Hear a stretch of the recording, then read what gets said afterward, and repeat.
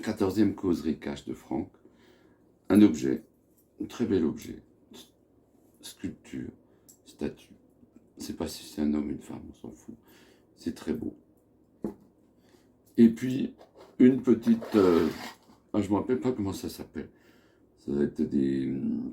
vous savez, les trucs des gamins, là. Mais elle est jolie, là. La gamine, là. Vous ne trouvez pas? Voilà. Elle a une jolie jupe, elle a des jolis cheveux. Voilà. Et l'instrument, la guitare. Guitare à cordes métalliques. Vous avez des guitares à cordes de nylon. Elle est même électrique, mais là, je n'ai pas électrifié. C'est une Fender.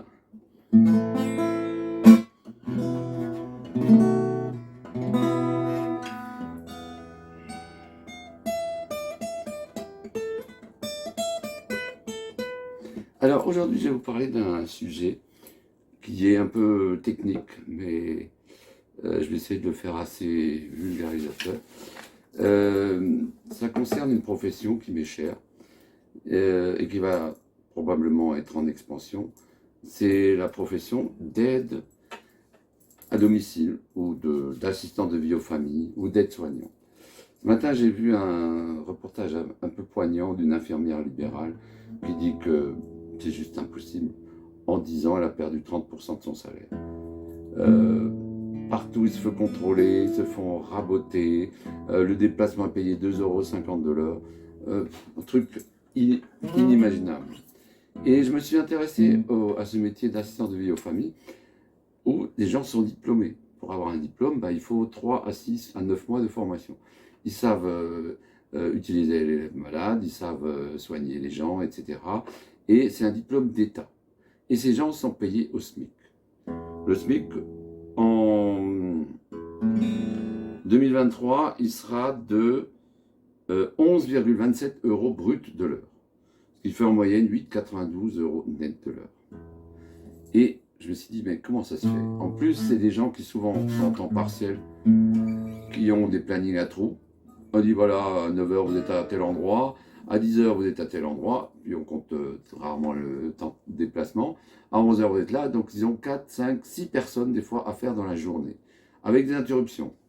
Et des fois, il faut faire le ménage, il faut faire les courses, il faut faire le repas en 1 heure, vous voyez. Donc c'est vraiment des métiers où les gens sont maltraités. Mais c'est un très beau métier parce que les gens sont heureux d'avoir ces personnes. Souvent, ils sont seuls. Souvent délaissés par leurs enfants. Ça, c'est aussi un truc un peu plus que limite chez nous. Hein. Voilà, les enfants, ils habitent à 2 pas, mais ils ne viennent pas les voir. Bref.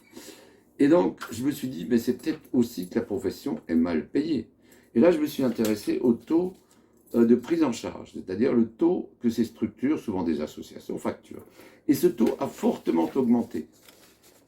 Il était de 20,80 € de l'heure en 2019. Il est passé à 21 en 2020, c'est-à-dire c'est peanuts, ça c'est 1%, ça c'est que dalle.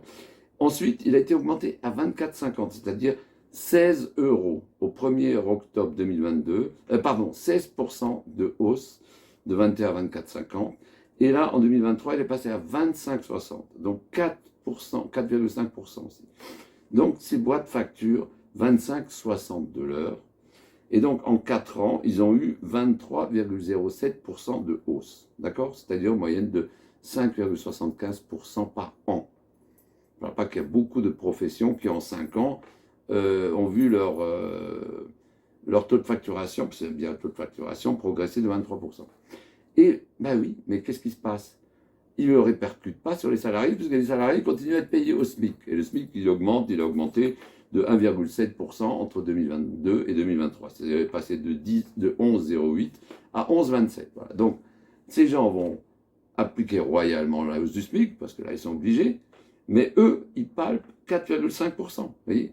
Donc, ils se prennent 3% de marge supplémentaire entre 2022 et 2023. Et quand ils ont eu 16%, à mon avis, ils n'ont pas augmenté les gens de 16%, puisqu'ils ne seraient pas au SMIC. Voilà. Donc là, il y a un scandale, un véritable scandale, que ces métiers... Et là, on dit toujours, oui, la faute à l'État, la faute à l'État. Et là, en l'occurrence, ce n'est pas la faute à l'État, puisque l'État a joué le jeu.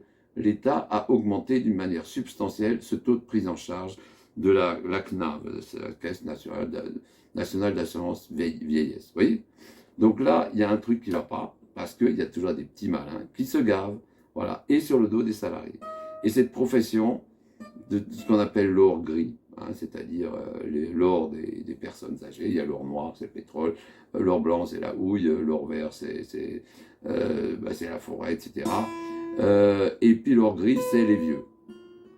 Donc, il y a des structures, et souvent des associations, ils disent pas que c'est un but non lucratif, hein, bah oui, surtout pas, qui se gavent sur le dos des salariés. Et ça, c'est un scandale. Voilà.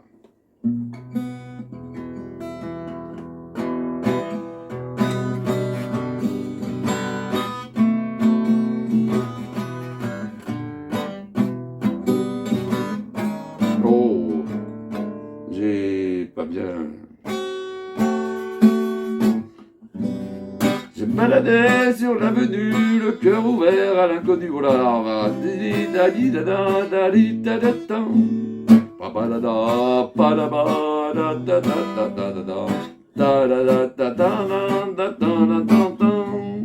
aux Champs-Élysées, aux Champs-Élysées, au soleil, sous la pluie, à minuit ou à midi, il y a tout ce que vous voulez aux Champs-Élysées.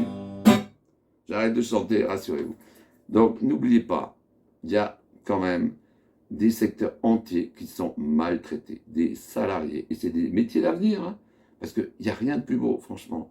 On s'occupe de personnes, et ces personnes, pour eux, c'est souvent un rayon de soleil. Je connais quelqu'un, quand elle vient chez la personne, elle dit « Ah, tu es mon rayon de soleil », vous voyez, c'est beau. Et bien, ce rayon de soleil, il est maltraité, parce qu'en plus, cerise sur le gâteau, certains payent par chèque, le 8 du mois. Hein, le 8 du mois, ben, il est sur le compte, le 12, le 13, si tout va bien. Il faut qu'ils aillent faire le pied de grue pour aller récupérer leur chèque au compte-gouttes. Voilà, donc, il y a des scandales, et il faut les dénoncer, et il faut s'insurger. Et c'est ce que je vais faire. Et j'espère que vous allez tous me soutenir. Bonne soirée les amis. Et n'oubliez pas, dans le nouveau monde, tout ça va changer. On n'aura plus d'injustice. Du moins, on va les combattre. Et on va les dénoncer.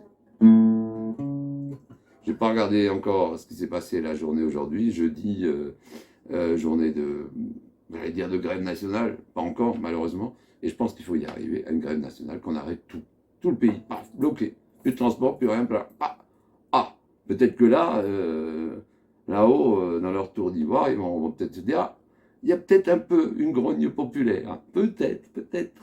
Mais les connaissants, ils vont jouer le pourrissement. Et c'est là que, voilà, c'est plus malin qu'eux.